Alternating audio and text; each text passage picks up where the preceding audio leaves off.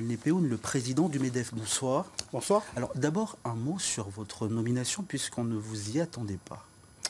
Oui, effectivement, mais on va dire que ce sont des choses qui arrivent. Le résultat des urnes d'hier soir, donc au cours des élections qui se sont tenues hier soir, ce matin, Valérie Zaoui, qui conduisait notre liste, n'était pas en mesure de postuler au poste de président, ce qui a conduit notre liste à proposer une autre candidature qui est la mienne.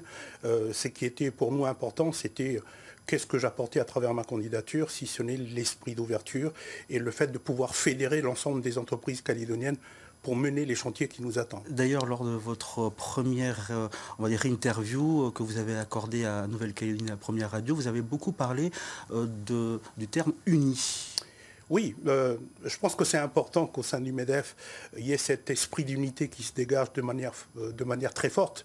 Et d'ailleurs, j'en profite pour remercier le président sortant du MEDEF qui, quand il a ouvert ce matin l'élection du président, a beaucoup insisté sur le fait que le MEDEF, à la fois vis-à-vis de la population, vis-à-vis des entreprises, vis-à-vis des institutions, mais également vis-à-vis des organisations syndicales avec qui nous allons être amenés à travailler sur les grands chantiers, le MEDEF doit afficher une image de solidarité, d'unité. Alors vous êtes entouré d'une nouvelle équipe et il y aura des femmes.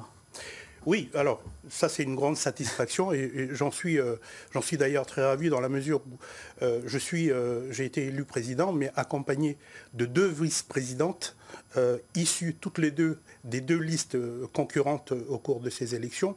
Ensuite nous avons 2 autres vice-présidents qui sont des hommes et dont le 4e vice-président est généralement réservé à la SLN qui est fondateur du MEDEF en Nouvelle-Calédonie.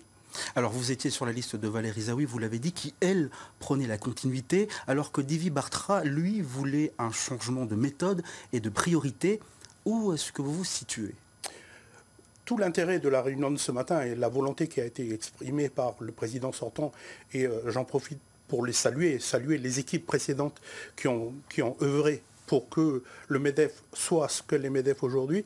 Ce que nous avons convenu en revanche entre les nouvelles personnes, en tout cas issues des 2 listes, c'était à travers cette unité affichée, c'est dans les jours qui viennent de pouvoir définir ensemble comment nous allons travailler ensemble et donc en fait mettre côte à côte les 2 programmes qui ont été déroulés au cours de ces élections et maintenant définir ensemble les priorités et notamment les chantiers. Donc pas de grands chantiers pour l'instant.